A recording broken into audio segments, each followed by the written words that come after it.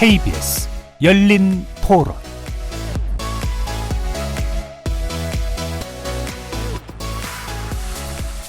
안녕하십니까. KBS 열린 토론 정준희입니다.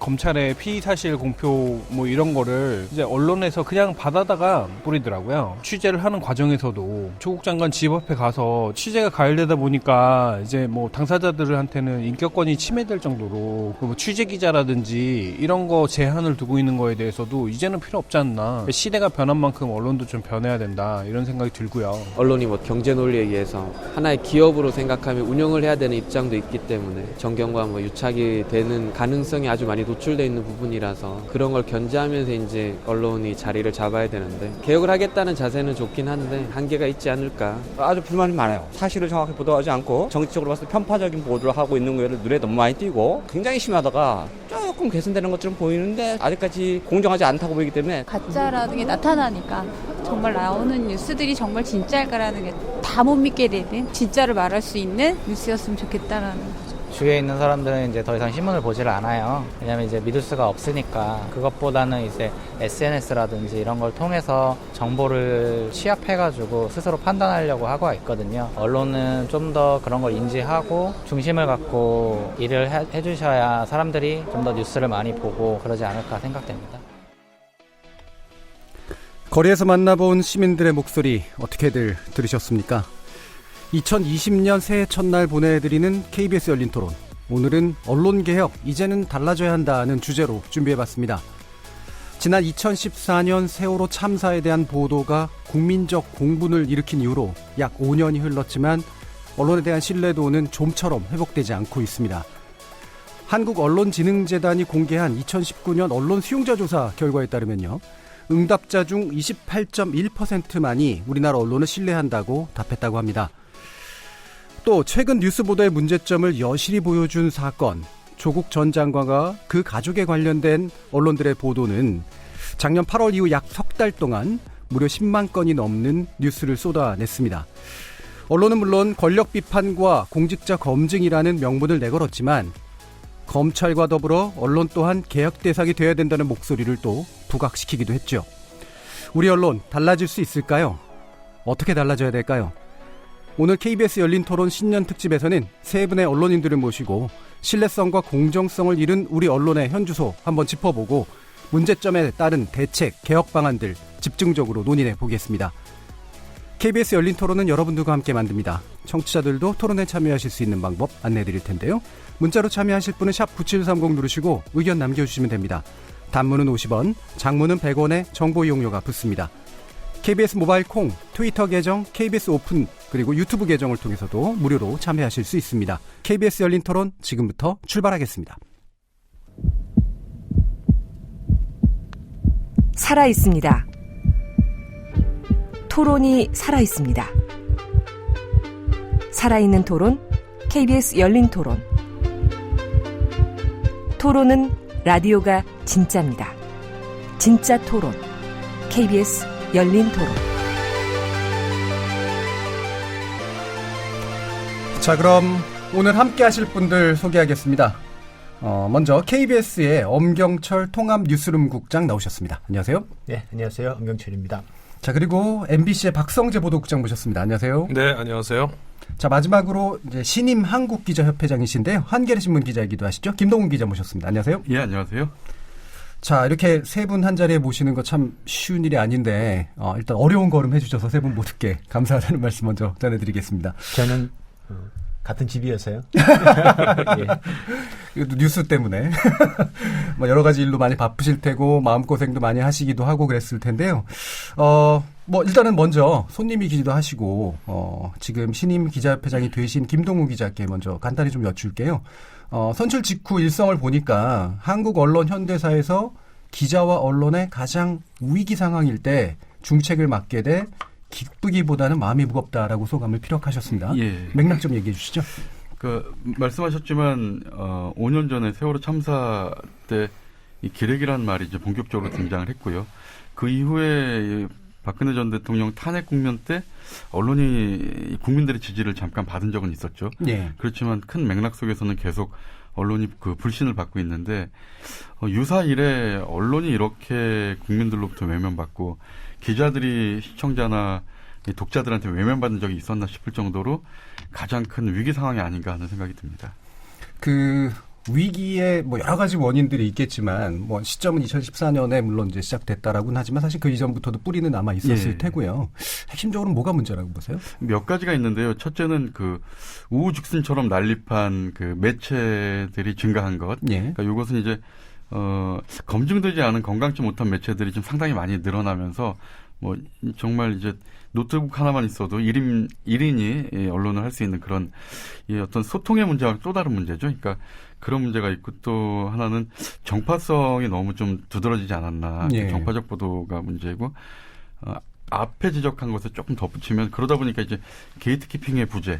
그러니까 검증되지 않은 것들이 계속 걸러지지 않은 채 계속 양산이 되면서 그것이 이제 그 가짜뉴스의 어떤 그 근원지가 되는 상황. 이러면서 국민들은 언론을 좀 불신하게 되는 어떤 그 뿌리가 되지 않았나 생각이 듭니다. 예, 매체 환경의 변화. 그 중에서도 이제 뭐 매체 난립이라고 아마 예. 진단하시는 것 같은데요.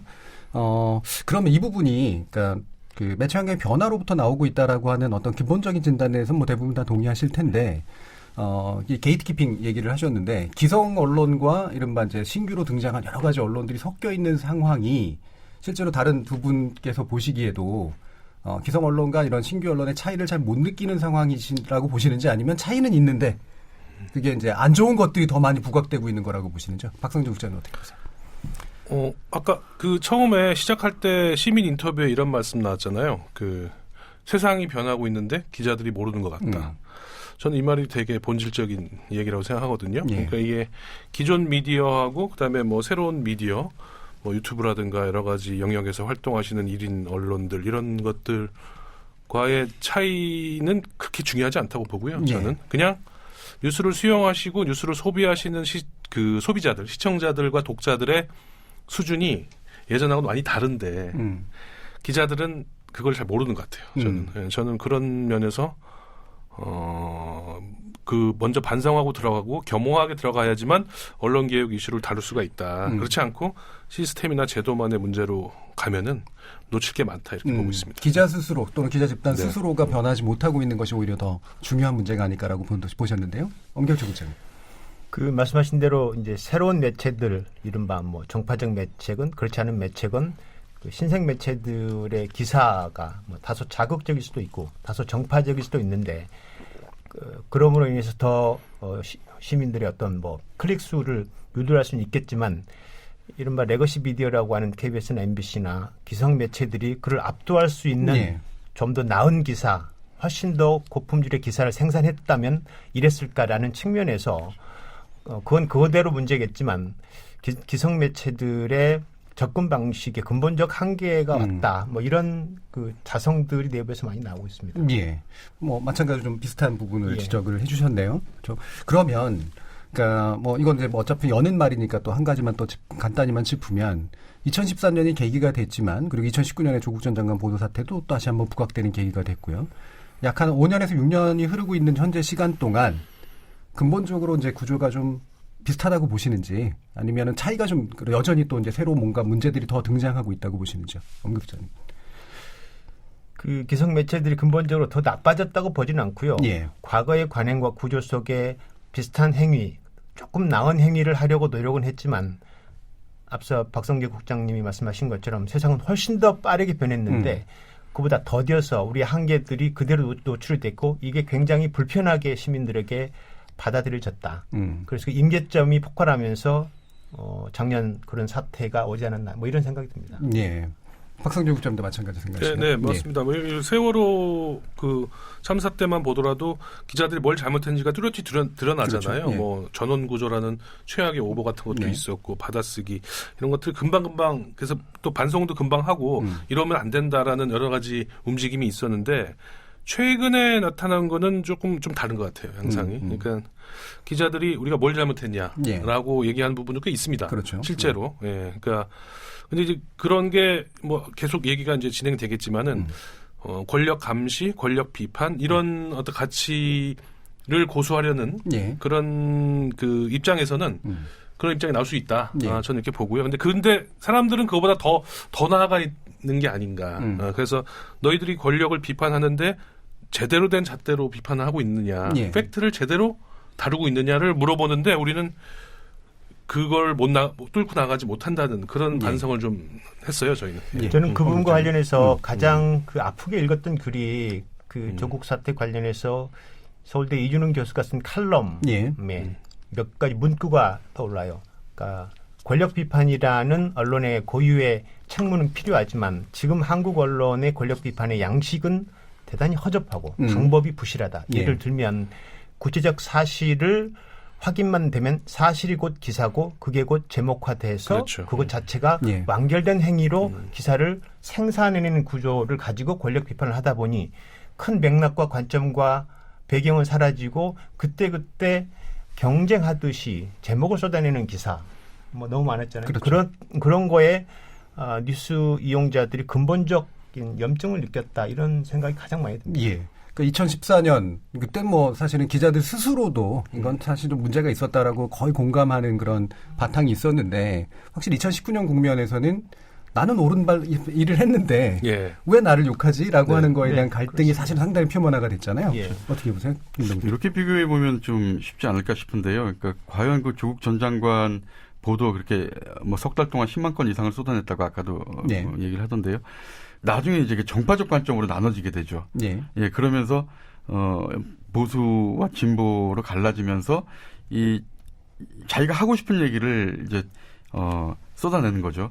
그러다 보니까 이게 엉뚱한 방향으로 튀게 되고요. 그러면서 국민적 불신을 초래하게 되고 그때부터 좀 부끄러워지지 않았나 하는 생각이 듭니다. 김동훈 협회장님 같은 경우에는 이게 이제 정파성의 문제로 옮겨갔다라고 이제 이야기를 하셨습니다.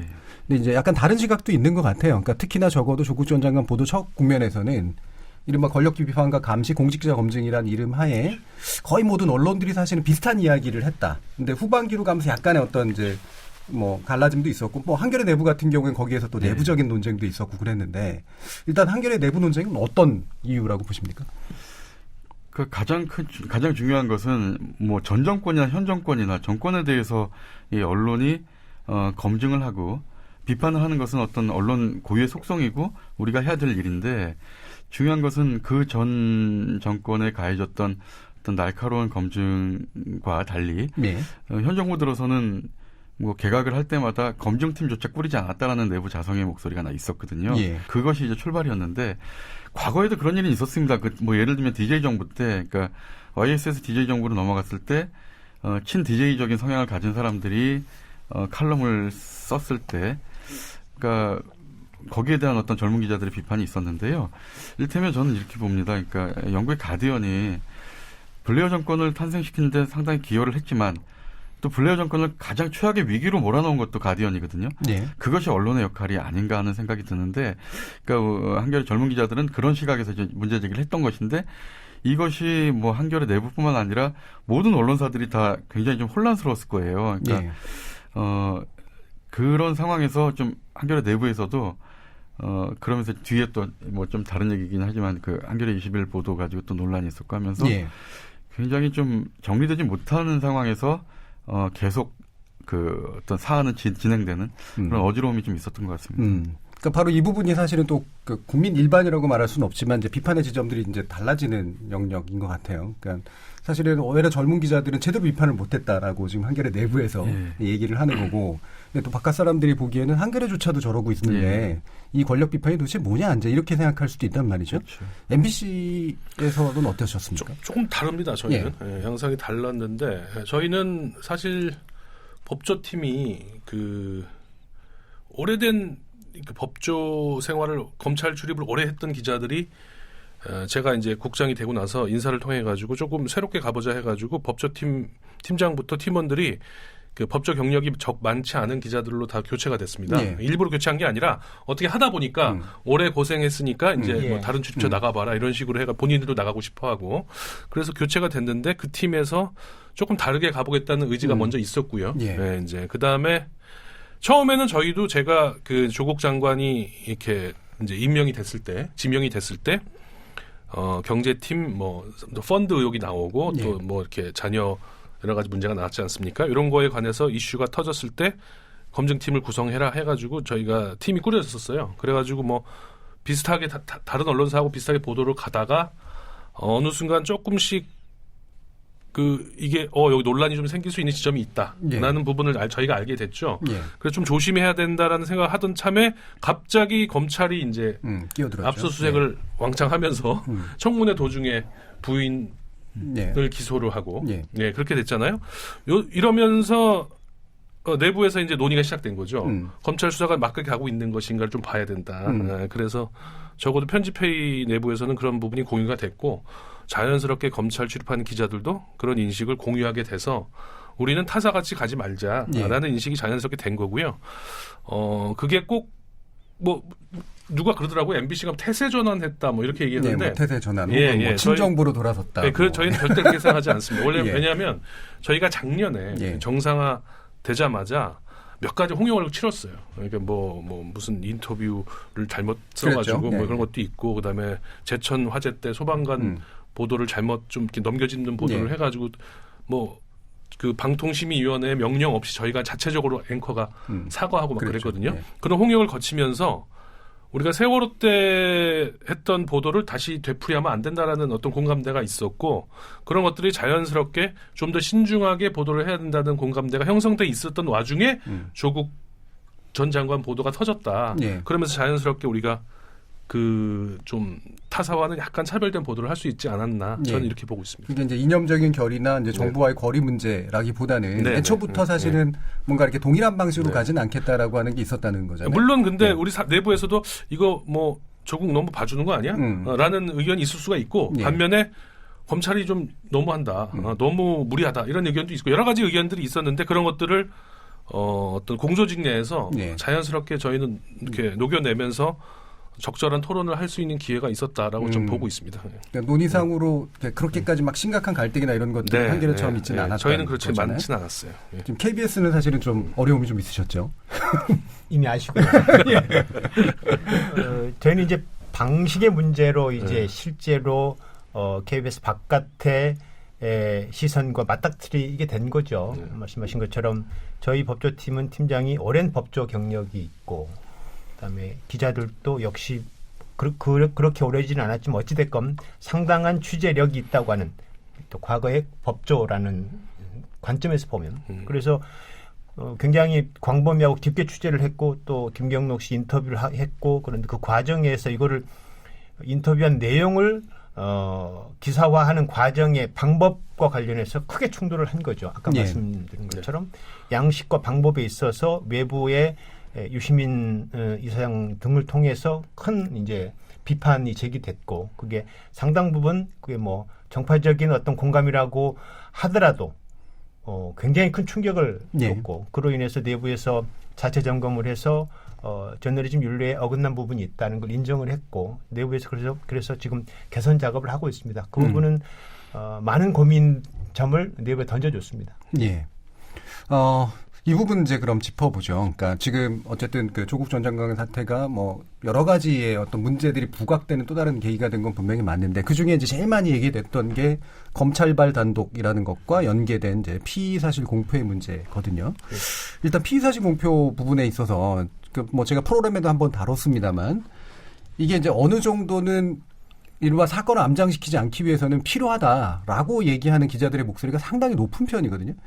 피의사실 공표에 대해서 그래서 문제시해서 이제 예를 들면 시행령 등을 고쳐가지고 이제 공보 준칙을 좀 만들어 나가겠다에 대해서는 이거는 덮기에 불과하다. 깜깜이 수설하게 만든다. 이런 식의 이제 비판들을 기자들은 많이 합니다. 어떻게 보시나요, 임 국장님? 그러니까 피의사실 공표가 어느 선까지 허용되고 그다음에 인격권을 보여야 되느냐 지점은 명확한 잣대는 없겠죠. 네. 모든 상황에 따라서 케이스에 따라서 다르겠지만 가령 조국 전 장관 수사를 보면 조국 전 장관과 관련된 검증의 잣대의 요구와 언론이 보도한 양적 질적인 격차가 너무 컸다. 너무 많은 보도를 쏟아내고 너무 깊게 그리고 집 앞에서 정말 죽치고 앉아서 계속 인격권을 침해할 정도로 가족 전체를 언론이 조망한 부분과 관련해서는 피의사실 내용뿐만 아니라 인격권 침해까지도 가서 언론의 태도가 박수를 받지 못했던 것 같고요. 이게 박수를 받으려면 마찬가지로 지적하신 것처럼 지금 두 가지 요구가 상존해 있는 거잖아요. 검찰 개혁 요구가 있는데 그 검찰 개혁에 대한 언론의 태도는 지지부진하고 그 반대만 너무 치우치다 보니까 언론 개혁 요구까지 폭발하는 양상으로 좀 번졌다고 보입니다. 예. 그러니까 결국에는 이제 인권이나 사생활 침해 요소까지 들어가지 않는 선에서의 이제 피의 사실의 문제가 이제 다뤄져야 되는 건데 이제 이 부분에서 분명히 문제가 있었고 또 한 가지는 사실은 이 피의 사실 공표가 근본적으로 사실은 문제가 있다라기보다는 공보 준칙이 이제 세워져서 어느 원칙에 맞게 이제 알려져야 되는 거잖아요. 수사 과정에서 사실 뭐 지나치게 집중하는 것도 좋지는 않지만 지금 김동훈 협회장님께서 보시기에는 이런 기자들의 입장이 어떠세요? 그러니까 이런 기자들은 굉장히 열심히 한다라고 계속해서 억울해 하거든요. 그러니까 피의사실 공표와 충돌되는 점이 국민의 알 권리잖아요. 예. 근데 어쨌든 취재하는 기자들 입장에서는 정보를 하나라도 더 얻어가지고 그렇죠. 그래서 기사화하는 것이 이제 기자들의 어떤 본연의 임무인데 공식 브리핑만 허용을 한다면 모든 언론이 똑같은 기사가 나갈 수밖에 없는 상황인데 여기서 뭐 취재력을 얘기한다면 뭐 핑계대지 마라 너희들이 취재가 부족한 건 아니냐라고 하면 할 말은 없겠지만 기본적으로 우리가 얻을 수 있는 정보들은 상당히 좀 막히는 거죠. 예. 그러면 좀 더 근본적으로 이런 이제 검찰의 수사에 계속 달라붙어서 이런 수사 보도를 하는 한국의 좀 독특한 관행이 분명히 있긴 있거든요. 이 부분은 그렇죠. 어떻게 보세요? 저는 좀 바람직하지 않다고 봐요. 이게 사실 일본식 그 문화잖아요.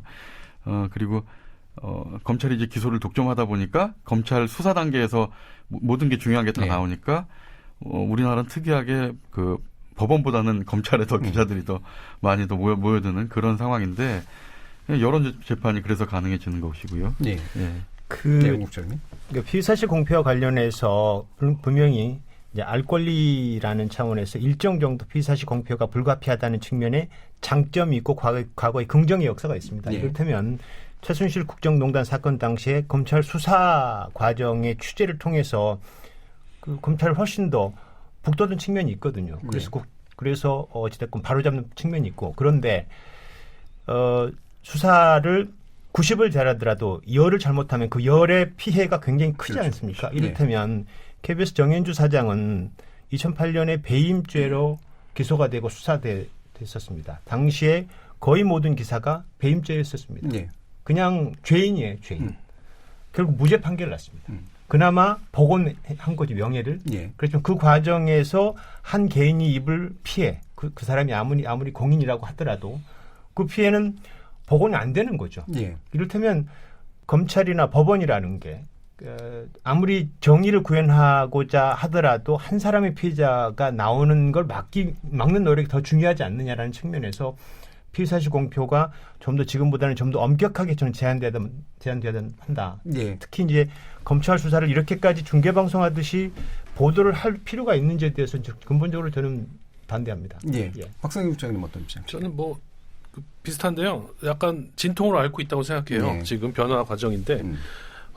근데 한번 이 생각을 해볼 필요가 있어요. 예를 들어서 국정원이나 국방부 같은 데는 안에서 뭔 짓을 해도 예를 들면 국정원이 간첩 수사를 한다거나 의문사 관련 이런 거 할 때 군 수사관들이나 아니면 국정원들이 뭘 해도 모르잖아요. 기자들한테. 절대 브리핑 안 해주고 전화 걸어도 안 알려주고.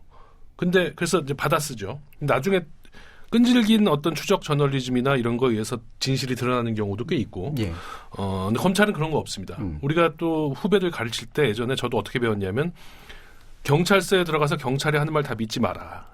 경찰이 하는 말은 의심해야 된다. 근데 검찰을 의심해라고 하진 않았어요. 저는 사실 검찰을 출입해보진 않았지만 우리 검찰 출입 기자들한테 선배들이 검사들의 말을 의심해라라고 가르치지는 않는 것 같아요. 그거보다는 검사들 방을 어떻게 찾아가가지고 뭐 하나라도 더 빼내고 뭐 이런 식으로 교육을 받고 그걸 잘하는 기자들이 이제 특종 많이 하고 요새 단독이라고 맨날 올라오는 그런 거가 이제 벗어나야 된다. 이거 이제 많은 사람들이 동의를 하고 있으니까 검사들이 안 알려줘도 된다. 사건에 대해서 혹은 수사하고 있는 상황에 대해서 몰라도 기자들이 몰라도 이 사건의 실체와 이 사건의 파장과 또 반론과 이런 걸 다 해서 좋은 기사 쓸 수 있다. 전 이렇게 생각합니다. 그런데 그러니까 소위 말해서 팩트를 가지고 검찰이 전해주는 팩트와 여러 가지 혐의 사실이라고 하는 것들 이런 걸 가지고 재구성해내는 그런 기사들이 과연 좋은 기사냐? 아니면은 전체적으로 이 검사들의 주장과 이 피의자들의 반론 이런 것들이 다 묶여 들어가가지고 전체적으로 이렇게 균형이 잡혀 있는 기사가 좋은 기사냐? 이건 저는 말할 것도 없이 후자라고 저는 생각을 하거든요. 이런 식으로 지금 가야 되고 가고 있는 와중에 이 문제가 터졌기 때문에 오히려 저는 뭐 긍정적인 어떤 효과를 내고 있다. 그 부분과 관련해서는 한국 언론이 오랫동안 팩트 파인딩, 팩트를 취재를 해서 제목을 만들고 기사를 쓰는 방식으로 생산했고 그게 뉴스 이용자들의 관심을 받아왔고 기사 감각을 만들어줬어요. 사실은. 그렇죠. 그러다 보니까 이 관행이 지금 버리기 어려운 관행인 겁니다. 지금도 역시 이 방식으로 기사를 쓰면 클릭수가 단연 높습니다. 말씀하신 것처럼 관점과 맥락과 배경을 깊이 취재하면 제목이 안 나옵니다. 왜냐하면 아시겠지만 대부분의 사건이나 사안은 굉장히 종합적이고 복합적이고 다층적이어서 한 단어로 이걸 재단하기 어렵지 않겠습니까? 그러니까 이런 의미에서 정말 좋은 기사는 제목이 안 나오고 어렵고 소비자들에게 사실 선택받지 못할 가능성도 크다. 여기에 좀 딜레마는 있죠. 아니 근데 제가 조금 더 얘기를 말씀드리면 같은 얘기인데 지금까지는 그랬어요. 지금까지는 우리 엄 국장 말씀이 정확하게 맞는데 최근에 바뀌고 있지 않습니까? 사람들이 인정을 안 해줘요 이제. 이렇게 단독 딱 붙여가지고 네이버나 다음에 이렇게 한 줄 올라오는 거 제목은 섹시하죠. 제목이 뭐 아이고 조국이 또 그런 짓을 했어? 부인이 또 그런 걸 했어? 이렇게 하는데 나중에 법정 가면 다 뭐가 뭔지 모르게 되고 이런 것들이 이제 경험적으로 사람들이 알게 되고 어느 언론사가 했는지도 모르는 단독 포털에는 제목만 뜨니까 이게 KBS가 했는지 MBC가 했는지 한겨레가 했는지 조선일보가 했는지 모르지 않습니까? 그렇죠. 그런 것들은 이제 잊혀진다. 그러니까 말하자면 이 뉴스 종사자들 특히 이제 뉴스를 지휘하는 사람들이 후배들한테 안 해도 된다라는 자세를 가져는 게 먼저다. 저는 실제로 그렇게 말을 했습니다. 편집해서. 그랬더니 다른 팀장들이 국장 그렇게 말씀하시면 안 된다고. 애들이 너무 취재를 안 한다고. 그런 말도 했었어요. 똑같은 이야기를 듣고 있습니다. 똑같은 이야기를 듣고 있습니다. 이게 사실 그런 의미에서 진통은 진통인 것 같아요. 그러니까 구조적인 문제가 드러나는 또는 우리가 무의식적으로 기자분들이 이제 사실은 그냥 검찰은 상대적으로 이제 신뢰할 만한 소스다라고 생각했던 태도에 대한 문제도 드러나고 있고 수용자들이 아직까지는 사실은 이런 이제 뭔가 섹시한 주제나 이런 뭐 짧은 어떤 정보들을 취사 선택하지만 또 이제 방금 박 국장님께서 지적해 주셨듯이 트렌드가 좀 더 소비 수용의 트렌드도 바뀌고 있는 것도 맞는 것 같긴 하고요. 근데 그런 면에서 아직은 명확한 길이 안 잡힌 것 같은데 김동훈 그 협회장님께서 얘기하실 때는 과거에 보면 그래 티타임도 좀 있었고 술도 한잔했고 사실 이제 그게 우리가 흔히 아는 이제 그런 관행인데 그게 나름대로 장점이 있었다고 보시는데 지금은 외로 그 루트가 없어졌다라고 이제 아까 얘기를 하셨단 말이에요. 근데 MBC에서 그 피지 수첩 취재를 보면 바로 그 부분에 이제 국민들이 굉장히 안 좋은 반응들을 한단 말이에요. 그렇죠. 여기서도 굉장히 큰 격차가 나타나고 있는데 어떻게 보세요? 아니 PD 수첩의 시청자분들은 기자들이 지금까지 그런 식으로 취재해왔단 말이야라는 생각을 가지고 굉장히 큰 충격을 받으신 것 같더라고요. 저희가 볼 때는 예를 들어서 그 방송 나간 다음에 법조기자단 일부에서 이제 상무형도 나오고 그랬잖아요. 근데 왜 우리를 이렇게 매도하냐. 그렇죠. 근데 양쪽의 측면이 다 있다고 보는데 저는 그러나 시청자들이 느끼는 거를 우리가 좀 돌아봐야 된다. 왜 시청자들이 충격을 받았겠느냐. 기자들이 그 3차장 방 앞에 가서 이렇게 줄 서가지고 한마디 들으려고 아니면 자기가 취재한 거를 한마디 받으려고 이렇게 번갈아서 이렇게 나가서 아침마다 그렇게 하잖아요. 그런 상황들이 진짜 취재냐 아니냐. 이걸 취재라고 부를 수 있는 것인가 라는 말까지도 할 수 있을 정도로 시청자들에게는 충격이었을 것이고 저도 보면서 거꾸로 맞다. 우리가 저랬지. 저건 아닌 것 같다. 라는 생각을 저 스스로도 했거든요. 그러니까 그런 면에서 이제 이런 그 기존의 저널리즘이 아닌 어떤 PD 저널리즘이라든가 아니면은 유튜브라든가 여러 가지 이 기존의 레거시 어떤 미디어의 전통적인 저널리즘의 영역에서 벗어나 있는 여러 가지 시각들의 공격이 거꾸로 저희가 스스로 변화할 수 있게 해준다는 측면에서 저는 당연히 수용해야 된다. 이런 근데 변화는. 그 부분 관련해서 저는 약간 다른 측면에서 새로웠습니다. 이를테면 PD수첩에서 제기한 내부의 언론의 관행, 구조의 문제인 거잖아요. 예. 근데 언론이 좋은 기사를 생산하고 좋은 저널리즘이라는 결과를 내왔으면 내부에서 어떤 방식으로 취재를 하든 문제가 안 되는 거죠. 그런데 결과가 이미 여러 가지 측면에서 비판을 받아왔고 예. 언론 불신이 최악의 상황이고 그렇죠. 그러다 보니까 뉴스 이용자들이 이제 니들이 어떤 방식으로 일하는지도 궁금한 상황까지 이르러 버렸던 거죠. 이를테면 출입처의 관행이라든가 기자단의 관행은 오랜 언론 내부의 문제였는데 이게 내부만의 문제가 아니고 사회적 의제로 떠오르는 느낌이 있어요. 그렇죠. 이미 이용자들이 관섭을 하려고요. 왜냐? 언론의 공공성이 너무 크니까 언론이 여론에 큰 영향을 미치고 이게 정치로 연결되고 그러다 보니까 내부 구조까지 비판하기 시작한 거죠. 이건 큰 변화점이라고 저는 봅니다. 예. 뭐 이 부분 이제 어떻게 변화가 필요할까 이건 뭐 출입처하고 또 연관된 거니까 이제 후반기에서 좀 더 다루도록 하고요. 김동근 협회장님이 이제 아까 아쉬워하신 부분이 실제로 기자들은 굉장히 많이 아쉬워하고 그러는데 그게 뭔가 방금 이렇게 두 분이 이제 지적하신 수용자들이 자꾸 개입하고 싶어하고 그 과정들에 대해서 궁금해한다라고 하는 부분에서는 어떻게 생각하세요? 저는 그 두 분 말씀에 동의하고요. 그러니까 취재 기자로서의 어떤 그 취재 경로, 말길 이런 게 좀 막힌다는 부분에서는 좀 아쉽지만 예. 그런 방식이 그런 관행이 좋다는 건 아니고요. 예. 그러니까 중요한 것은 뭐 이제 뒤에도 논의가 되겠지만 이것은 이제 궁극적으로 이제 출입 기자단의 문제, 출입처의 문제로 또 귀결될 수가 있거든요. 예. 그러니까 법조 기자실이 서초동에 지금 뭐 4군데가 있는데 4곳이 있는데 여기에 지금 사실 이런 지금과 같은 방식이라면 그 취재 기자실이 필요가 없거든요, 사실. 그러니까 뭐 예전처럼 그 이제 수시로 뭐 검사방 왔다 갔다 하고 내려갔다 올라갔다 하면은 그 어떤 그 뭐라 그럴까요? 거점 비슷하게 어떤 그 기자실이 필요해도 그러니까 기자실의 폐쇄적인 문화와 좀 별개의 문제로 그러니까 편리성 같은 게 있었는데 지금은 사실 그런 이런 상황이라면은 굳이 뭐 기자실 필요 없고요. 그리고 또 뭐 두 분 앞으로 계속 지적하시겠지만 이 출입 기자단의 폐쇄성 문제는 뭐 예나 지금이나 오히려 요즘에 더 심각해진 것 같은데요. 그렇다면 뭐 KBS에서 지금 王국장님 출입 기자단 없애고 하는 영역별 취재, 그러니까 뭐 외교안보라든가 뭐 스포츠라든가 법조라든가 이렇게 영역별로 취재를 한다면 필요할 때 가서 브리핑할 때 가서 듣고 또 오히려 외곽에서 뭐 법조 같으면은 이 수사를 받고 있는 상대방의 뭐 변호사들을 취재한다든가 이럴 때 더 큰 정보를 얻을 수도 있거든요. 이렇게 좀 바뀌어가는 어떤 지금 과도기가 아닌가 하는 생각이 듭니다. 네. 제가 프로그램에서 한번 이런 뭐 출입처라든가 이런 아까 법조 취재 방식의 문제를 이제 일종의 가두리 양식장에 제가 비유를 한 적이 있어요.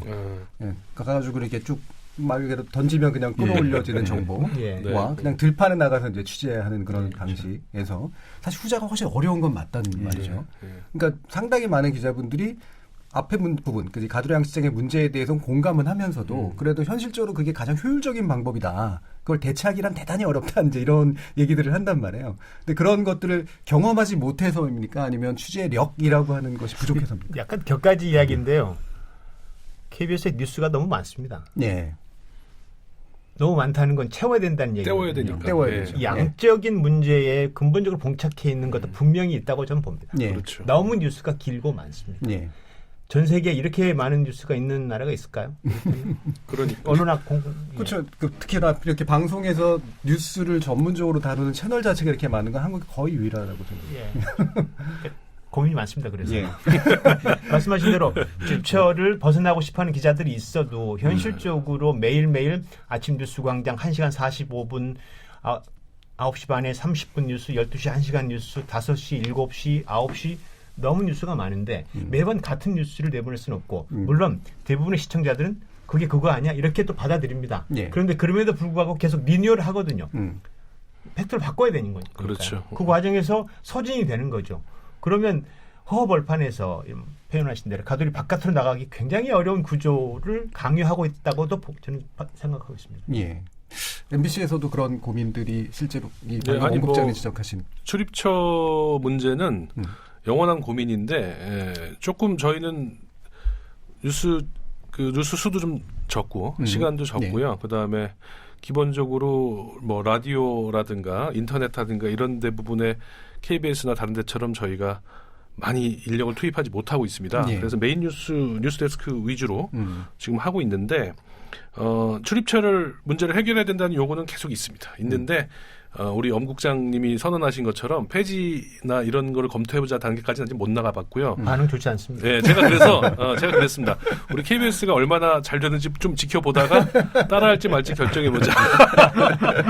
그러니까 네. 제가 이제 뉴스가 네. 많다고 했는데 또 하나는 이런 것도 네. 있습니다. 앞서 설명한 것과 맥이 다 있는데 가령 미국 뉴스를 보면 우리처럼 팩트를 축적해서 기자가 리포트하는 방식으로 구성을 하지 않거든요. 네. 굉장히 많은 외부 출연자들과 라이브와 그렇죠. 전혀 다른 뉴스 감각을 가지고 뉴스를 만들고 그게 보편적으로 받아들여지는데 우리는 그쪽으로 가고 있는 와중에 진통이라고 좀 보여집니다. 이를테면 JTBC에서 손석희 앵커가 출연과 라이브를 굉장히 많이 해오지 않았었습니까? 네. 굉장히 큰 변곡점을 좀 만들어줬다고 봐요. 그래서 네. 많이 좀 나아졌습니다. 예. 출연도 자연스럽게 받아들여지고 저는 지금 변화의 과정이라고 보여지고 있습니다. 예. 옥장님 말씀에 조금 덧붙이면 네. 이런 네. 거죠. 그러니까 한국 언론 상황에서 과거에 가장 최적화된 그 제도가 출입기자제라고 생각하거든요. 그러니까 이 매체 역설적으로 환경에서 최적화된, 그렇죠. 예. 그러니까 무슨 얘기냐면 이를테면은 명절 때 명절 앞두고 기사 없잖아요. 근데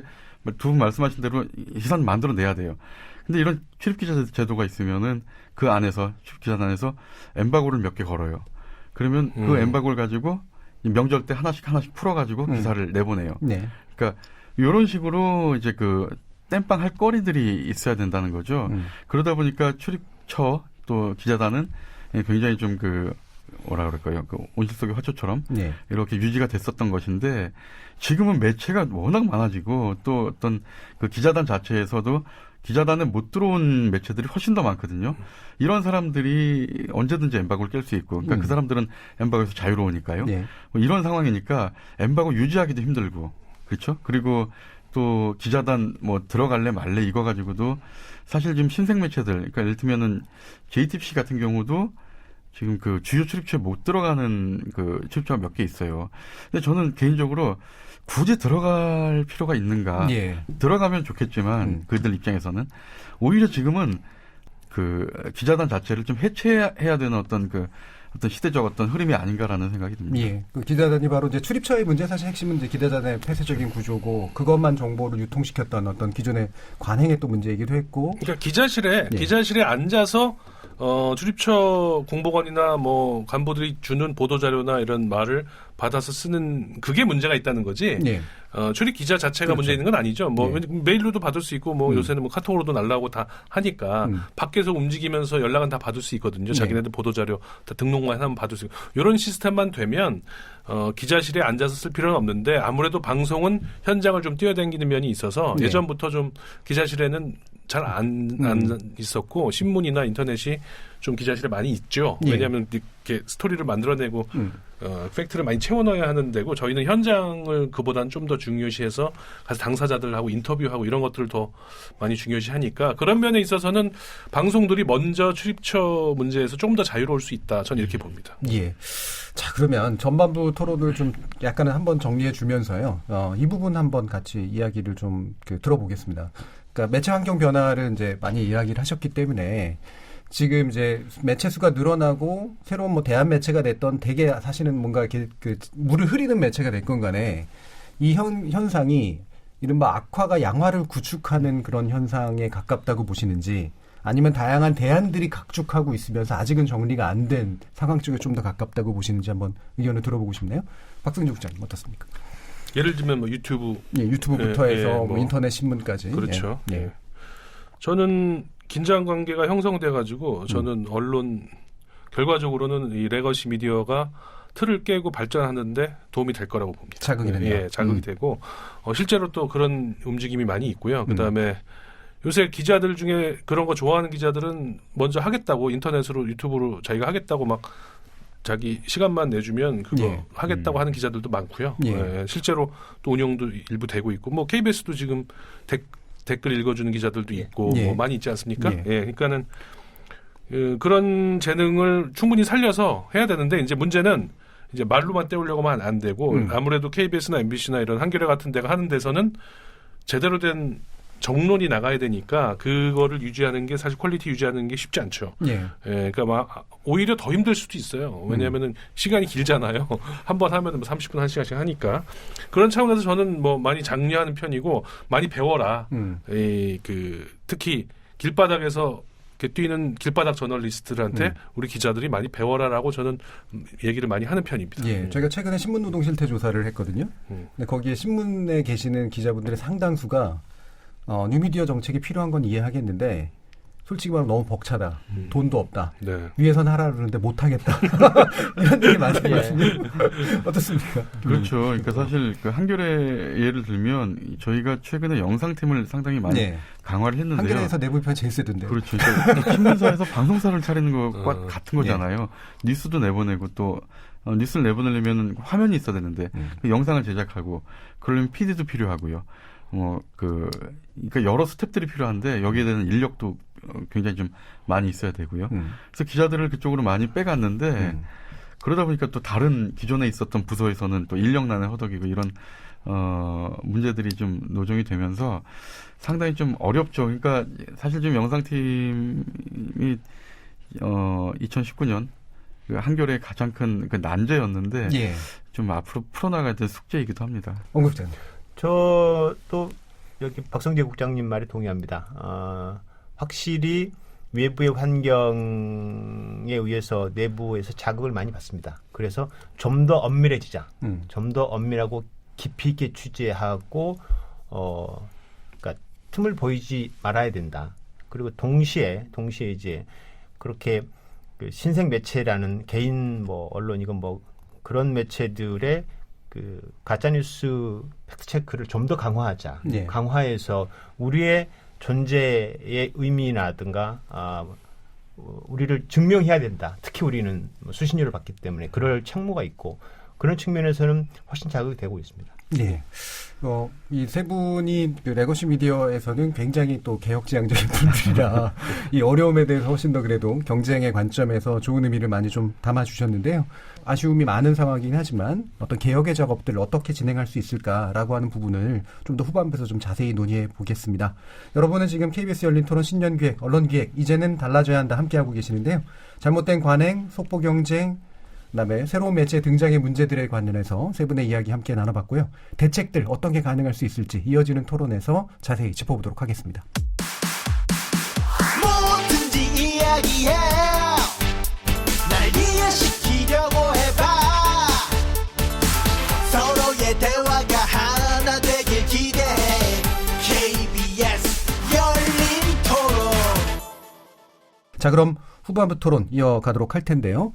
사실 이제 언론개혁이라고 말은 나왔지만 뭐 검찰개혁이라든가 이런 건 상대적으로 국가가 법을 써서 권력기관을 개혁하는 방식으로 하면 저항이 있고 어렵다고 하더라도 진척이 이제 있을 수가 있는데 사실 언론개혁은 국가가 법 바꿔가지고 되는 문제가 분명히 아니고 개혁의 방향에 대해서도 사실은 여러 가지 너무나 많은 갈래들이 있기 때문에 그렇게 쉽지 않은 상태인 건 맞는 것 같습니다. 그래서 근본적으로는 일단 언론사 스스로가 어떤 개혁 방향을 잡아야 될지 한번 짚어보고요.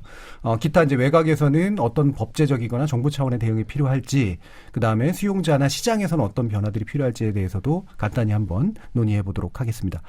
먼저 이제 언론사 자체 개혁의 방안으로 이제 아까도 이제 말씀 나눴던 것처럼 일단은 이제 기자단의 폐쇄성, 그 다음에 이제 매체를 채우기 위주의 어떤 뉴스 보도의 문제를 좀 개선해보자라고 하는 그런 노력들을 가장 먼저 어쨌든 치고 나오신 게 이제 KBS 보도국인데 반응은 별로 안 좋다고 아까 말씀을 하셨습니다. 어려움이 굉장히 많을 거라고 당연히 생각하고 있고요. 예. 그 어려움을 어떻게 감내하시려고 생각하시는지 먼저 말씀 좀 주시죠. 예산을 투자해달라고 했습니다. 예. 그 예산을 가지고 우리 사회에서 출입처가 갖고 있는 정보 이외에 훨씬 많은 정보와 관점을 갖고 있는 전문가와 전문기관과 이른바 중원의 고수들이 있다. 예. 근데 지금은 그런 정보들도 돈이 없으면 움직이지 않는다. 그래서 예산을 투자해서 그런 전문기관이라든가 전문가들을 기자들이 광범위하게 만나서 정부가 갖고 있는 정보나 관점 이외에 한국 사회를 좀 더 깊고 넓게 바라볼 수 있는 것들을 취재할 수 있게끔 도와달라. 예. 그래서 예산 신청을 했고 배정이 됐습니다. 예. 그럼 예를 상당한 들면 예산이 배정이 전문가 됐고. 인터뷰할 때 이제 공짜로 안 해도 되는 건가요? 인터뷰 정도가 아니고요. 인터뷰 정도가 아니고 장기적으로 전문가 그룹과 지속적인 관계를. 협업 취재 그렇죠. 같은 예. 거를 할 수 있게끔 제가 예. 제안을 했고 전폭적으로 예산을 투자를 하겠다고 했고 배정이 됐습니다. 예. 다만 이제 엄청 부럽네요. 그러네요. 그 얘기 들으니까.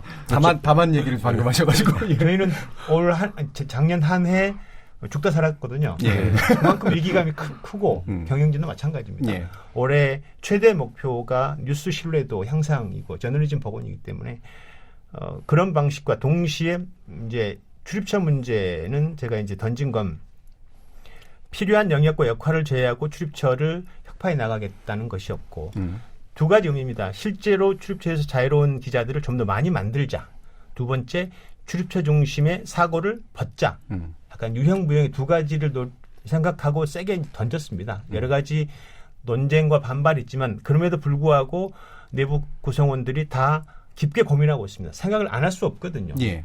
이것 자체가 저는 효과라고 보고 지금 조금씩 닳지 않은 방식이라든가 사고하는 게 조금 달라지고 있다는 걸 느끼고 있습니다. 예. 제가 이제 전문가 인터뷰 문제를 농담처럼 끼어드는 게 사실은 커테이션을 따기 위해서 전화를 하시는 거지 실제로 많은 걸 궁금해해서 전화를 하시는 것 같지는 않다라는 느낌이 그렇죠. 들 때가 되게 많거든요. 일종의 이제 그냥 뭐 윈도우스라 그러죠. 그러니까 뒤에서 그냥 전문가의 어떤 색채가 필요한 것, 뭐 이런 이제 후광 효과가 필요한 것 이런 정도의 수준이었는데 방금 말씀하신 건 네, 그래서 그 12월 30일 날 그 리포트 블록이 하나 있었는데 이를테면 여성 혐오 댓글을 전수 분석을 했어요. 그중에서 왜 이런 여성 혐오가 나타났나 관련해서 전문가 인터뷰를 했는데 과거처럼 뭐 10초, 20초 하지 않고 두 사람을 불러서 한 2분간 계속 인터뷰를 했습니다. 예. 계속 인터뷰를 해서 인터뷰만 가지고 하나의 구성을 만들었고 이 전문가들이 진단하는 여성 혐오의 관점들을 좀 더 깊고 좀 다양하게 보여줬거든요. 굉장히 반응들이 좋았습니다. 82년생 김지영 그 꼭지 맞습니다. 예, 말씀하신 김지영 거죠. 꼭. 예. 이런 시도는 과거에 전혀 해보지 않은 시도거든요. 예. 반응들이 아주 좋았고 실제로 외부에서도 그런 방식이 좋은 것 같다. 예. 그러니까 이게 이제 변화의 시초라고 저는 봅니다. 예.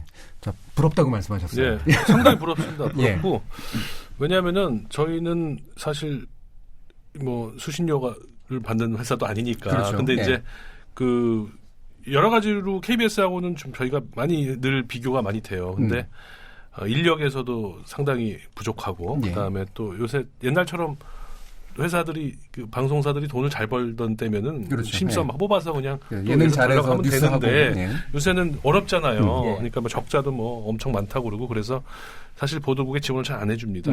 그러니까 우리는 그냥 가성비 높은 인력을 운영해가지고 메인 뉴스 위주로 많이 하게 되고요. 예. 그다음에 저희는 대신에 이제 제가 이런 주문을 많이 합니다. 우리 팀장들도 마찬가지고 이렇게 그 지난 제가 한 18개월 정도, 1년 반 정도 보도국장을 했는데 계속 제가 서로 대화하면서 많이 해온 게 우리만의 기사를 쓰는데 출입처 기사를 가지고 출입처나 아니면 내가 관심 있는 이슈를 가지고 우리만의 시각으로 현장을 담아서 예.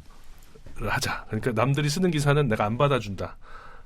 다른 기사를 가져와라. 라고 항상 그게 해가지고 요새는 후배들도 뭐 딱 보면은 이 누구를 만나서 이거를 어떻게 풀어올 것을 결심하지, 고민하지, 이 보도자료를 어떻게 잘 정리해가지고 그 메인 뉴스에 낼까 이렇게 고민하지는 않습니다. 예. 그래서 그런 부분은 많이 좀 된 것 같고, 그 다음에 사람을 계속 쫓아다니고, 한 번 쓴 기사는 끝까지 물고 늘어지는 예. 그런 식으로 우리가 예. 이제 심층 저널리즘에 우리 소위 말하는 그런 거에 투자할 만한 어떤 환경이 잘 안 되니까 그거는 그냥 탐사기획팀에 맡겨놓고 예. 대부분은 우리가 니네가 관심 있는 뉴스를 다 받아줄 테니까 얼마든지 열심히 해서 니네만의 방식으로 가져와라. 저는 이렇게 좀 풀어놓고 하는 편이고요. 예.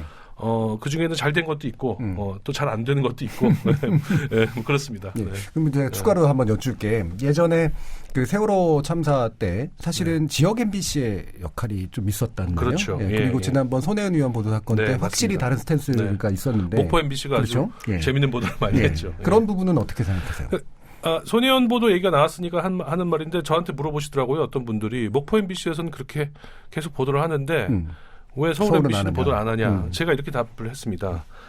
저는 이제 그 SBS가 이제 그걸 했지 그렇죠. 않습니까? 끝까지 근데 판다해서. 네. 제가 SBS의 뭐 간부하고 그 보도에 관해서 제가 우연히 어느 자리에서 만나 얘기한 적이 있어요. 그러면서 우리 보도가 무슨 문제가 있냐고 그러시길래 제가 아니 문제 없고 좋은 보도인데 다만 좀 과하다, 양이 많다. 제가 보기엔 제가 그런 얘기를 한 적이 있었거든요. 예. 네, 그러니까 어떤 그렇게 메인 뉴스에서 많은 그 인력과 시간을 투입해서 할 만큼 그 손혜원이라는 정치인의 어떤 비위가 예. 과연 무거운 것이었나. 예. 따라서 저희는 그렇지 않다고 판단했기 때문에 그 보도를 받을 때도 그냥 짧게 처리했거든요. 예. 따라서 손혜원을 비판할 때도 저희가 간단하게 처리한 거를 손혜원 의원을 또 반대로 옹호했다. 이렇게 옹호하는 보도에 그렇게 열심히 할 필요는 없는 거죠. 네. 저희는 그냥 저희 기준에서 한 건데 목포는 목포의 정서가 있더라고요. 그렇죠. 네, 그래서 네. 목포 MBC는 뭐 열심히 하셔가지고 저희하고 상의도 하고 그랬는데 그 중에서 서울에 낼 만한 전국에 낼 만한 것들은 제가 골라서 냈고요. 나머지는 목포에서 그냥 하시면 좋겠다라고 제가 한 거죠. 예. 일종의 뭐 지역 문제에 있어서 약간의 협업. 근데 이번에 네. 예를 들면 뭐 그 울산 관련 그렇죠. 김기현 예. 전 시장 관련 네. 뭐 이런 것도 울산 MBC가 하고 또 동양대 관련은 또 안동 MBC가 하고 이런 식으로 지역에서 열심히들 취재해가지고 올리면은 그 중에서 적절하게 저희가 이건 전국 뉴스용으로 좀 더 가공해서 내겠다라는 판단은 저희가 하는 거고 그거에 있어서 뭐 긍정적인 방향으로 많이 했지 큰 마찰이 있었던 적은 없습니다. 예. 제가 뭐 이 부분은 이제 지역 또 이제 MBC 체제 자체가 또 약간 또 KBS 또 다른 약간 독특함이 네. 있기 때문에 한번 다시 여쭙고요.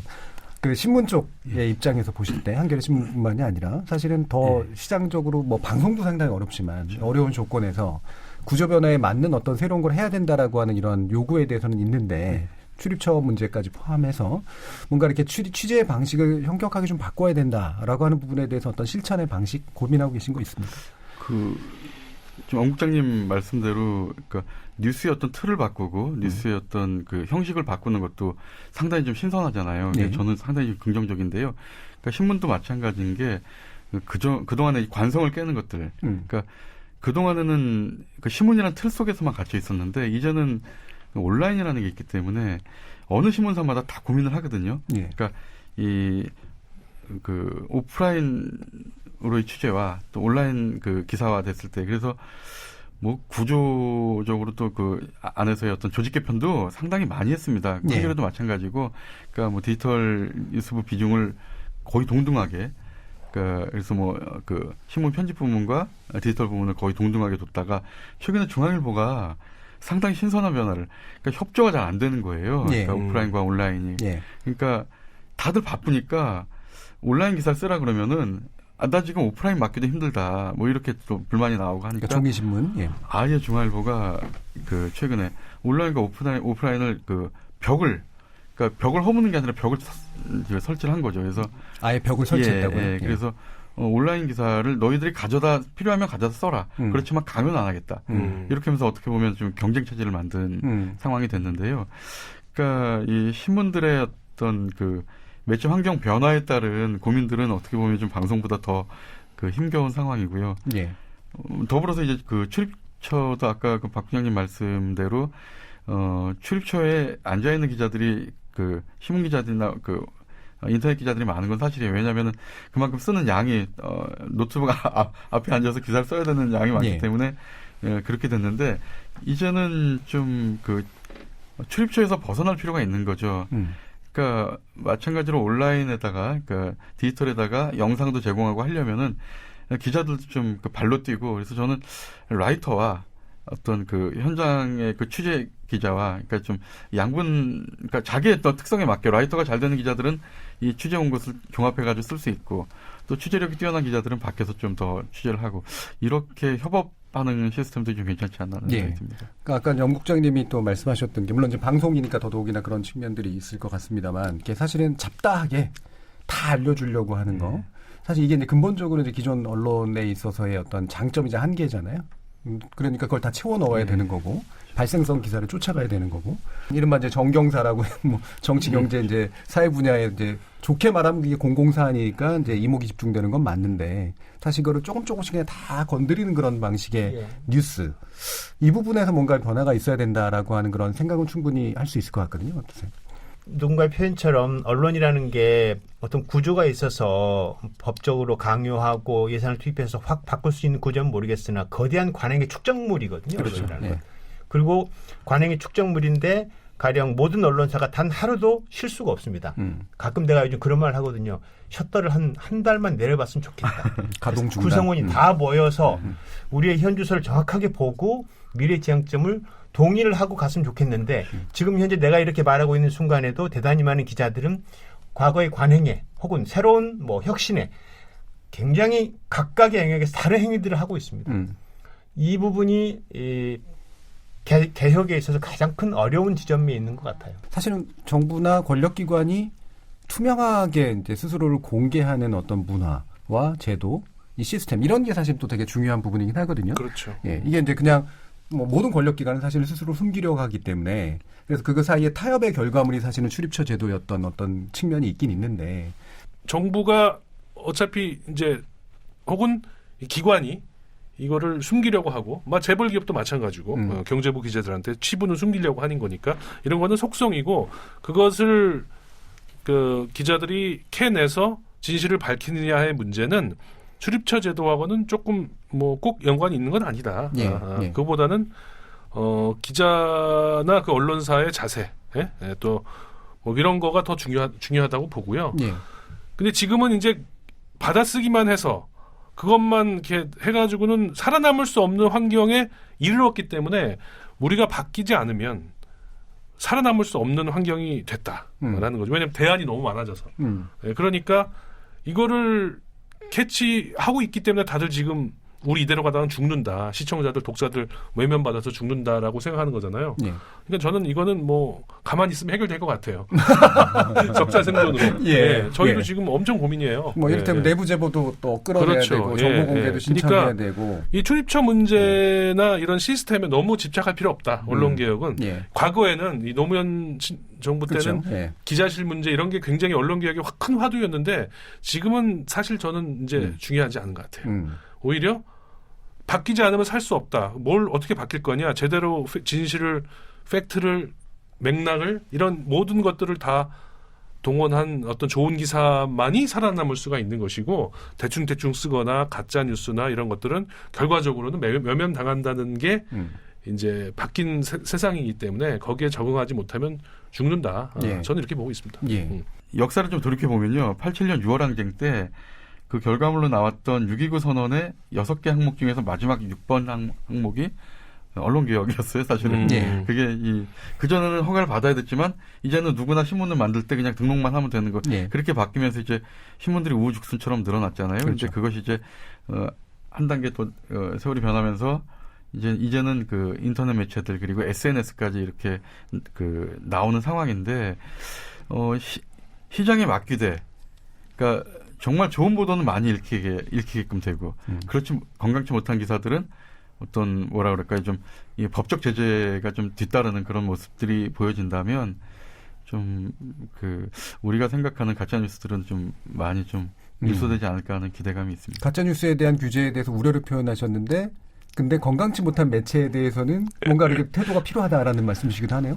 그럼 이제 정준희 교수님도 가끔 그런 말씀하시는데 저도 동의하거든요. 그러니까 이게 지금 사실 언론 난립에 대해서는 매체 난립에 대해서는 상당히 좀 우려되는 게 있긴 있습니다. 그러니까 그때도 저널리즘 제이에 출연해서 좀 말씀드렸지만 특히 이제 건설업자들이 신문사들 많이 만들잖아요. 근데 거기에 종사하는 기자들이 무슨 죄입니까? 그 기자들은 정말 청운의 꿈을 안고 정말 그 기자가 되고 싶은 그런 욕심에서 이제 기자를 하고 있는데. 거기서 월급을 주는 사람들은 정말 언론에 대한 철학이나 이해도 전혀 없는 사람들이 그저 돈벌이 수단 그리고 관청을 상대했을 때 우월적 지위에 있고 싶어하는 그 욕망 하나 때문에 신문들을 만들어가지고 난립을 하고 있는데 거기에 대해서는 상당히 좀 우려하지 않을 수 없죠. 예, 알겠습니다. 자, 그러면 이제 수용자 문제, 뭐 시장의 문제 다 같이 포함해서요. 사실은 저는 이제 이런 언론 개혁에 대한 논의를 하는 입장에서 이 부분은 제일 뒤로 놓고 싶어하는 그런 태도를 좀 가지고 있습니다. 왜냐하면 이게 결국은 수용자가 잘해줘야 되는 건 맞으나 책임의 문제를 자꾸 이렇게 물타기하고 싶지는 않아서 그 수용자의 문제를 부각을 안 시키는 이제 그런 경향이 없진 않은데요. 왜냐하면 이제 현재 모든 문제를 또 정파적 수용자의 문제로 다 단순화시켜 버리는 그런 경우도 있거든요. 실제로 그런 문제가 없진 않습니다만, 그래서 지금 수용자를 절대화할 필요도 없지만 소비자나 수용자를 또 그럼에도 불구하고 이 수용자에게 있어서 어떤 당부 내지 어떤 변화가 좀 있었으면 좋겠다. 그리고 어떤 협력을 요청했으면 좋겠다. 이런 부분에 대해서 어떻게 보십니까, 김민하 부장님? 요즘 그 뉴스를 소비하는 소비자들 입장에서는 자기들의 입맛에 맞는 뉴스만 골라서 보잖아요. 네. 그러다 보니까 이제 유튜브라든가 SNS에서 더 많이 생산이 되고 레거시 미디어는 믿질 않고 이런 현상이 벌어지고 있잖아요. 근데 사실은 자신들의 입맛에 맞는 뉴스만 골라보는 그 뉴스들이 가치 뉴스가 더 많거든요. 훨씬 더 많거든요. 그러니까 어떤 그 정파성에 따라 가지고 보는 뉴스들. 네. 그러다 보니까 이제 거기서 파생되는 문제가 좀 적지 않은데요. 뭐 아까 두 국장님도 앞에도 말씀하셨지만 그 정통 매체들이 더 좋은 상품의 뉴스들, 더 가치 있는 뉴스들을 내보낸다면, 그래서 그런 그 가짜 뉴스를 믿는 그 소비자들을 끌어들일 수 있다면, 흡입할 수 있다면 하는 바람이 있는 거죠. 예. 박상준 국장님 뭐 약간의 이제 뭐 어려움도 얘기하시면 그래도 자신감이 좀 약간 느껴지는 측면이 좀 있거든요. 자신 없어요. 자신 없는데 예, 그냥 최근에 제가 우리 시청자들 혹은 수용자들에게 말씀드리고 싶은 거는 방송 뉴스의 퀄리티 혹은 이런 거를 판단하실 때 제발 짤로 보지 않았으면 좋겠다. 짤방으로 안 봤으면 좋겠다. 예? 그러니까 게시판에 이렇게 딱 올라온 걸 가지고 뉴스를 평가해버린단 말입니다. 근데 그렇지 말고 뉴스를 쭉 보시는 거, 이게 참 쉽지 않습니다. 요새 누가 이렇게 다 보겠습니까? 그런데 비슷한 경험 많으실 거예요. 왜냐하면 우리 보도가 사실 괜찮은 보도인데 일부만 딱 캡처해가지고 이렇게 비난을 받는다거나 아니면 이런 경우가 참 많아요. 요새는. 예. 그러니까 저는 뭐 신문도 예를 들어서 그 누구를 비판하는 거 전체 그 박스도 있고 스트레이트도 있고 1면, 2면, 3면에 쫙 실었는데 그중에 하나만 딱 골라가지고 이 신문의 논조를 판단할 수 없듯이 방송도 그날 하루 혹은 며칠 동안 이 뉴스가 이런 이슈를 어떻게 다루는가를 쭉 보면서 판단하셔야 아, 쟤네가 잘한다 혹은 모자르다 이런 판단을 할 수 있을 텐데 요새는 이제 그런 것만 보고 짤만 보고 이렇게 판단하시는 경우가 너무 많아서 우리 기자들이 좀 억울해할 때가 있습니다. 그런 정도 부탁이고요. 나머지는 시청자들에게 뭐 이렇게 해달라 말할 수 있는 계제가 아니다. 저는 그렇게 보고 있습니다. 너무 오해 가능한 방식으로만 소비하지만 말아달라. 그 이상은 어떻게 해보겠다. 저희가 일단 노력을 해야 되는 상황이니까. 신뢰를 되찾아야 하는 상황인데 무조건 믿어주세요. 어떻게 얘기합니까? 그러면 잘 만들면 선택받을 수 있다라고 하는 그런 믿음은 있으신가요? 최근 저는 그런 가능성을 좀 봤습니다. 적어도 MBC 뉴스 시청자들이 돌아오시는 걸 보고 우리가 열심히 하는, 제가 늘 얘기하거든요. 열심히 하는 것보다 잘하는 게 중요하다. 그러니까는 우리가 좀 고민을 더 하고 뭐 하나라도 좀 더 이렇게 우리가 모자란 부분이 없는지 고민하면서 기사 쓰자라는 얘기를 많이 하고요. 가서 열심히 했으니까 무조건 내달라 이렇게는 말하지 마라. 이런 얘기를 제가 많이 합니다. 그러면 이제 약간 더 보충으로, 그러니까 최근에 뭐 전 MBC 뉴스가 잘 하고 있다라고 판단은 합니다만 시청자들도 많이 돌아오고 있고요. 이 부분이 이제 예를 들면 듣고 싶고 보고 싶어하는 특정 계층에게 뭔가를 이걸 염두에 두고 뉴스를 취재하고 있다라고 하는 그런 혐의를 두고 있는 분들도 있단 말이에요. 아니, 그러니까 제가 아까 초반에도 말씀드렸는데 그렇게 오해하시는 분들이 있는데 저희는 진짜 이 사건의 진실이 뭐냐, 조국을 놓고 딱 보면은 조국을 가지고 많이 얘기를 하시니까 조국 전 장관 관련 상황을 봤을 때 이 가족을 둘러싼 여러 가지 쏟아져 나오는 진실, 팩트들의 진실이 뭐냐라는 걸 보는 거죠. 그러니까 예를 들면은 어떤 사람이 비행기 안에서 일본 가는 비행기에 사람 꽉 찬 거를 딱 찍어가지고 일본 가는 비행기에 사람 꽉 찼는데요 라고 올렸단 말입니다. 근데 사실은 편수가 많이 줄었잖아요. 그러니까 지금 엄청 많이 줄어있기 때문에 비행기 가는 숫자 자체가 그러니까 이게 진실이 아니잖아요. 그러니까 우리는 이런 것들을 다 보자라고 해가지고 모든 맥락을 다 보고 표창장이 위조가 됐다면은 어떻게 위조됐고 이게 위조가 안 됐다고 말하는 사람도 많으니까 이런 거에 다 봐야 된다라고 저희는 항상 고민하면서 뉴스를 만들다 보니까 결과적으로는 검찰의 받아쓰기를 안 하게 된다고 이해해 주셨으면 하는 거죠. 예. 그럼 제가 더 짧게만 다시 한번 들어주면, 자, 나는 잘했다고 생각을 하고 충분히 훌륭하다고 생각하는데 시청자들의 비난이 쇄도한다. 어떤 태도를 보이실까요? 아니, 뭐 저희는 이미 여러 번 당했고요. 그리고 그다음에 잘했다기보다는 정상 참자가 여지가 있는데 그런 걸 안 알아주시더라고요. 그럴 경우에는 저희가 엎드려야죠. 사과했습니다. 그래서 많이 사과했고 또 우여곡절을 많이 겪었고 아마 다른 분들도 마찬가지일 거예요. 예를 들어서 뭐 CG 하나 잘못 나가는 거 이거 굉장히 있을 수 있는 일인데 굉장히 많은 사고가 일어나지만 굉장히 또 이 독자들이 예민하게 반응하는 그런 부분이 있잖아요. 그런 것에 꼭 항상 걸리고 이럴 때 어떻게 합니까? 사과해야죠. 뭐 그것 때문에 뭐 보도 책임자가 날아간 방송사도 있는데 뭐 저는 그게 세상이 바뀐 거기 때문에 어쩔 수 없다고 봅니다. 예. 자, 엄경철 국장님.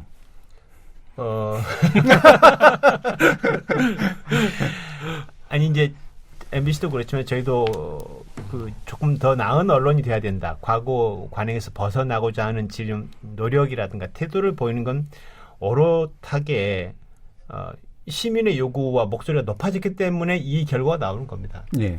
그러니까 뉴스 이용자가 좀 지금보다 더 적극적으로 뉴스에 관여하고 비판하고 참여하고 욕도 좋고 어떤 방식이든지 반응이 있어야 된다고 봅니다. 버리는 것 자체는 답이 아니고요. 그러니까 존재할 수밖에 없고 필요하기 때문에 뭐 발언한 방식 여러 가지 방식이 있을 수 있죠. 뭐 얼마나 많은 욕을 저희도 그렇지만 많이 들었겠습니까 과거에. 그 무슨 이제 뭐 최근에 무슨 해장국 저널리즘 이야기까지 나올 정도로 뉴스 이용자들의 정파성을 이야기하지만 정치적이지 않은 사람이 어디 있습니까? 다 마찬가지죠. 다만 그 요구가 얼마나 합리적인가에 대한 거는 살아남을 겁니다. 어떤 요구가 더 합리적인가. 마찬가지로 다만 바라는 건 좋은 기사는 좀 더 많이 좀 퍼서 날라줬으면 이런 기사가 살아남을 수 있게끔 두루두루 공유하고 이런 기사를 쓰라고 요구를 하고 그게 정파적으로 선택될 수도 있겠지만 정파적 기사면 오래 살아남지 못합니다. 사장되게 돼 있거든요. 그렇죠. 시장, 언론 시장이라는 게. 그런 의미에서 좋은 언론을 좀 더 추천해 주는 게 좋겠다. 왜냐하면 모든 언론은 나쁘다는 답이 아니지 않습니까? 상대적 차이가 절대적 차이다. 조금 나은 언론을 선택해주고 조금 나은 기사를 선택해달라. 그게 훨씬 미래에 더 나은 결과를 낳을 수 있다. 그러니까 오늘 9시 뉴스에 뭐가 나가냐면요. 신뢰도 조사를 했는데 가족, 이웃, 처음 보는 사람 기관을 쫙 했는데 처음 본 사람보다 신뢰도가 낮은 곳이 3군데 있습니다. 검찰, 언론, 국회. 이거는 상징하는 바가 크죠. 그런 의미에서 좀 더 나은 언론이 되게끔 하려면 좀 선의의 선택도 해달라. 뭐 이런. 굉장히 중요한 말씀이었던 것 같습니다. 실제로 사실 우리가 완벽한 언론을 기대한다기보다 나아지려는 언론을 이제 키워주는 것이 필요한데 아직까지는 사실 그 모습을 많이 발견을 못했기 때문에 청취자 여러분들이나 시청자들이 굉장히 좀 조급한 마음 같은 걸 먹을 수밖에 없는 그런 태도가 있긴 있지만 이게 사실 그 조급한 게 아니라 몇 년간 누적된 마음의 표현일 수도 있다라는 생각으로 우리 기자 여러분들도 또 실제로 뉴스 생산 현장에서 많은 어려우심이 있어라도 긴 모습으로 긴 호흡으로 같이 해주시면 좋겠습니다.